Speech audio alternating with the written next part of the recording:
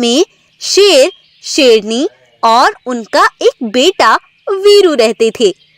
शेर शेरनी का बेटा वीरू बड़ा होशियार था। एक बार वो तीनों जंगल की ओर शिकार के लिए निकल जाते हैं। बहुत देर तक शेर शेरनी जंगल में शिकार ढूंढते हैं, लेकिन कोई शिकार उनके हाथ नहीं लगता। भोजन की तलाश में जंगल निकल जाता है। वहां उसे एक बाघ मिलता है। बाघ वीरू को बुलाकर कहता है, है छोटू, कहाँ जा रहे हो? मैं इस जंगल का राजा हूँ और मेरी आज्ञा के बगैर इस जंगल में कोई ऐसे नहीं घूम सकता। महाराज मैं तो यहाँ शिकार ढूंढने आया था। मुझे बहुत जोरों की भूख लगी है। तब बाघ कहता है, तुम्हें भोजन चाहिए तो पहले तुम्हें मेरा एक काम करना होगा। क्या काम करना होगा, बताइए महाराज। मैं कुछ समय के लिए दूसरे जंगल जा रहा हूँ। तुम्हें यहाँ मेरे छोटे जानवरों का ख्याल रखना है, कोई उन्हें नुकसान न पहुँचाए। वीरू उसकी बात स्वीकार करके वहीं एक पेड़ के नीचे उसकी निगरानी में रहने लगता है।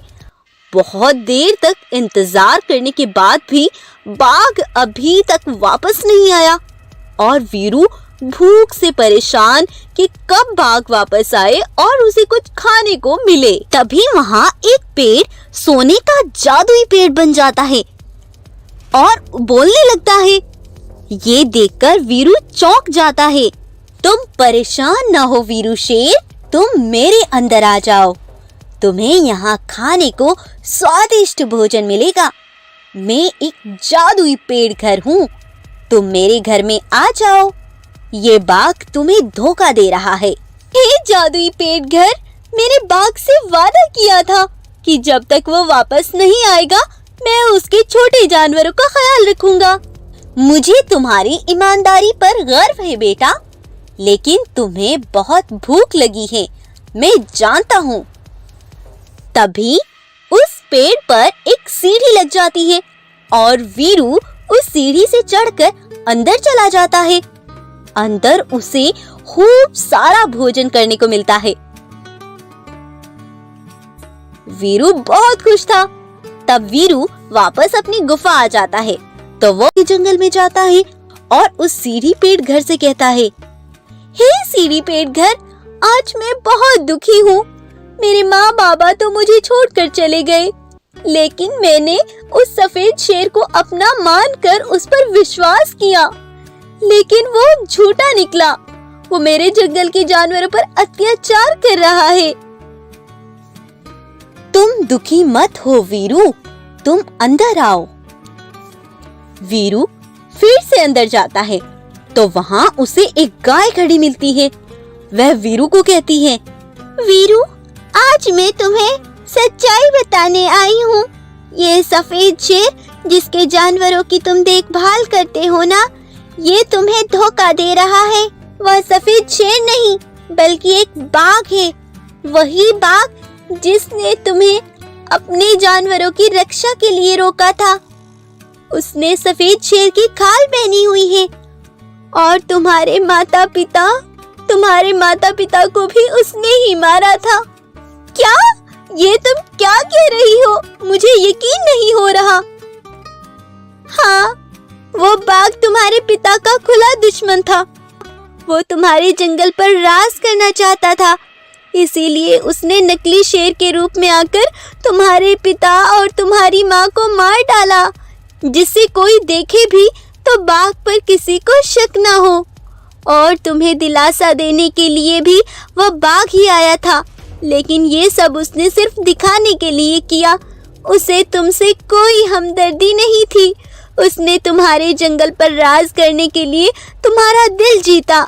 लेकिन तुम दुखी मत हो, मैं तुम्हें जादुई शक्तियां देती हूँ। तब उसके अंदर जादुई शक्तियां आ जाती हैं।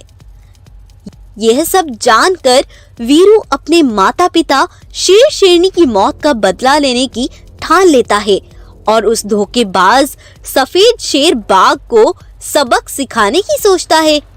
तब वो उस सफेद शेर के पास जाता है और उसे कहता है, सुनो सफेद शेर, हमारे पास के जंगल के राजा बाघ है ना, तुम उसे बुला लाओ, मुझे उनसे बात करनी है।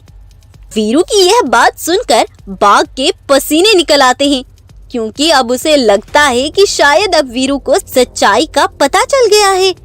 तब सफेद शेर सोचने लगता है और कहता है, अरे नहीं, उस बाघ से क्या बात करोगे, तुम अभी रहने दो यार, फिर कभी उस बाघ से मिल लेना।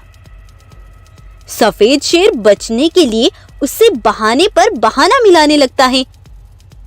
लेकिन तभी वीरू गुस्से से सारे जानवरों के सामने उसे कहता है, तुम बहरूपिया हो, तुम मुझे धोखा दे रहे हो और तुमने मेरे जानवरों को भी परेशान कर रखा है। मुझे सब सच्चाई पता चल गई है, तुम धोखेबाज बाघ हो, तुमने ये शेर की खाल पहन रखी है। तब वीरू उसके ऊपर से सफेद शेर की खाल उतार देता है। सारे जानवरों के सामने उसकी असलियत आ जाती है। सारे जानवर ये देखकर बड़े हैरान हो जाते हैं और गुस्से से भरा वीरू उस धोखेबाज बाघ को मार डालता है। और इस तरह वीरू अपने माता पिता के कातिल को मारकर खुश था और वह अपने जंगल के जानवरों को भी उससे मुक्ति दिला देता है। और तब से सारे जानवर पहले की तरह ही खुशहाल जीवन व्यतीत करने लगते हैं। और वीरू भी कुछ बड़ा हो गया था, वह सब वीरू को ही इस जंगल का राजा स्वीकार करते हैं। दोस्तों, इस कहानी से आपको क्या शिक्षा मिलती है? इस दुनिया में हमारे आसपास ही कुछ ऐसे लोग भी हैं जो हमें नुकसान पहुंचाना चाहते हैं, लेकिन हमेशा याद रखिए, यदि आपको कोई नुकसान पहुंचाना चाहता है तो भगवान उसको नुकसान पहुंचाता है। तो कभी भी किसी पर भी आंख बंद करके भरोसा नहीं करना चाहिए।